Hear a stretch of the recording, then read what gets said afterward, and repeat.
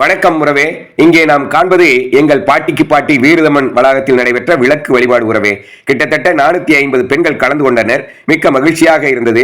இதன் வரலாறு புத்த மத காலத்தில் கிமு 6ஆம் நூற்றாண்டிலிருந்து கிபி 6ஆம் நூற்றாண்டு வரை தொடர்ந்தது என்பது வரலாறு. ஏன் விளக்கு வழிபாடு?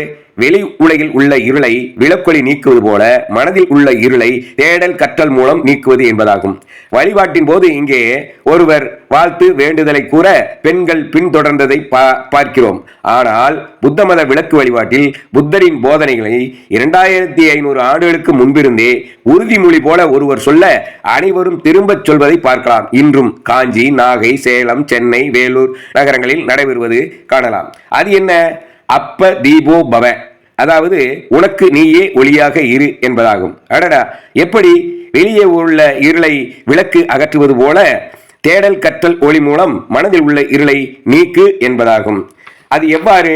நல்ல அறிவு வேண்டும், நல்ல எண்ணம் வேண்டும், நல்லதையே பேச வேண்டும், நல்லதையே செய்தல் வேண்டும், நல்வாழ்க்கை வாழ வேண்டும், நல் முயற்சியில் ஈடுபட வேண்டும், நல்ல அமைதி மகிழ்ச்சியோடு வாழ வேண்டும். அதற்கு கொல்லாமை, களவாமை, நன்னடத்தை, பொய் பேசாமை, போதைப் பொருளை நாடாமை வேண்டும் உறவே. தினமும் தொடர்ந்து இந்த உறுதிமொழிகளை எடுத்து வந்தால் அது ஆள் மனதில் பசுமரத்து ஆணி போல பதிந்து மன ஒருமைப்பாடு, சுய கட்டுப்பாடு, நேர்மறை ஆற்றல், சேவை மனப்பான்மை உருவாகும் உறவே. இதை நாங்கள் செய்து வருகிறோம், அதன் பலனை அனுபவிக்கிறோம். அதற்காகவே இங்கே குழந்தைகளுக்கு இந்த புத்தக கண்காட்சி நானும் எனது துணைவியாரும் நடத்தினோம் உறவே. நிறைய பார்த்தீங்கன்னா சாதாரண குழந்தைகள் தான் இங்கே வந்து தேடுதலில் ஈடுபடுறதை நாங்கள் பார்த்தோம்.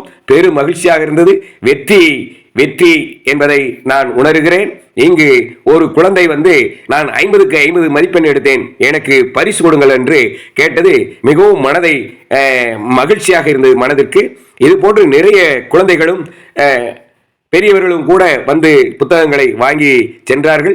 நிர்வாக குழுவினர் வந்தார்கள். குறிப்பாக தலைவர் குடும்பமே வந்து இது பார்வையிட்டது என்பது பெரு மகிழ்ச்சி. இது தொடர்ந்து நடைபெற வேண்டும். அது வந்து மக்களுக்கு சென்று சேர வேண்டும்.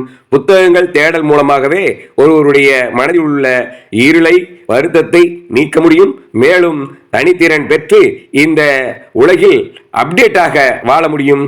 இந்த வேகமான உலகத்தை வெல்வதற்கு வாசிப்பும் தேடலுமே தேவை என்பதை இங்கே உள்ள அனைவருக்கும் கூற விரும்புகிறேன்.